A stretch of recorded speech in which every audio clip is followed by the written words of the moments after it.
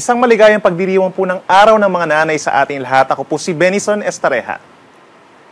Ngayong araw po ng linggo, asahan pa rin ng mainit at malinsangang panahon sa malaking bahagi pa rin ng bansa dahil pa rin po yan sa easterlies o yung hangin galing sa Pacific Ocean.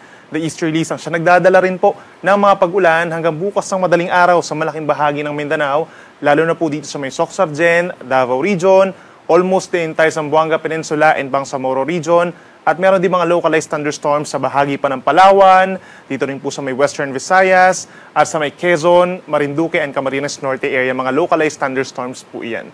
Samantala, base naman sa ating latest satellite animation, meron pa rin tayong minomonitor na cloud clusters sa malayong parte po ng ating kalupaan, dun po sa may parteng equator. Ito po ay intertropical convergence zone at hindi pa rin natin inaalis yung tsansa na may mabubuo diyang low pressure area sa linggong ito.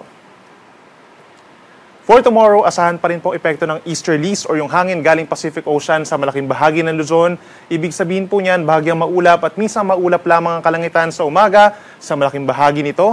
Meron lamang mga cloudiness sa may bahagi po ng Bicol Region, Calabarzon at parte pa ng Mimaropa, habang fair weather conditions sa umaga sa malaking bahagi ng Northern, Central Luzon as well as Metro Manila. Pero pagsapit po ng hapon hanggang sa gabi, kumukulimlim na ang malaking bahagi ng Luzon. So ibig sabihin po, possible na yung mga pag-ulan at mga thunderstorms, lalo na dito sa may areas po ng Cagayan Valley, Cordillera Region, mga kalapit na lugar sa may Ilocos Region and Central Luzon, at maging dito sa Metro Manila, possible din po ang mga localized thunderstorms pagsapit po ng hapon hanggang sa gabi. So sa ating mga kababayan, for most of Luzon, magdala po ng payong kung kayo papasok bukas sa eskwelahan or sa trabaho dahil possible ang mga pag-uulan.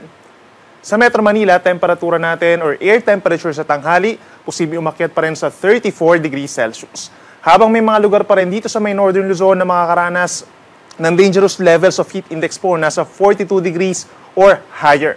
Possible by tomorrow ang up to 46 degrees Celsius na heat index dito po sa may parting Ilawag, Ilocos Norte, followed by 45 degrees of heat index sa tanghali bago umulan sa may areas po ng Isabela and Cagayan, at 44 degrees naman sa natitirang bahagi po ng Ilocos Region. Sa ating mga kababayan po dito sa malaking bahagi ng Palawan, asahan ang bahagyang maulap hanggang maulap na kalangitan, umaga pa lamang at mataas na rin po ang tsansa ng mga pulu-pulong ulan, dulot yan ng easterlies.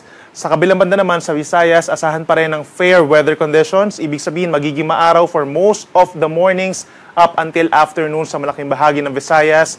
And then pagsapit ng gabi, minsan makulimlim, lalo na sa may Northern Samar and Eastern Samar, na siyang sinasamahan lamang din po ng mga localized thunderstorms. Ganyan din po sa may western side, kabilang na ang Negros Provinces and Panay Island. Sa ating mga kababayan sa Metro Cebu, temperatures from 27 up to 33 degrees Celsius.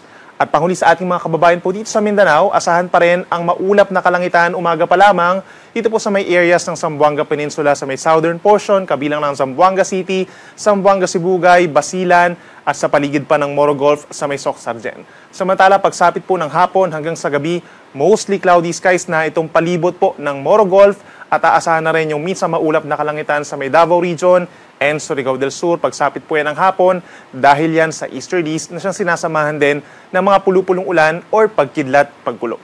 Temperature naman natin sa Metro Davao mula 26 hanggang 33 degrees Celsius.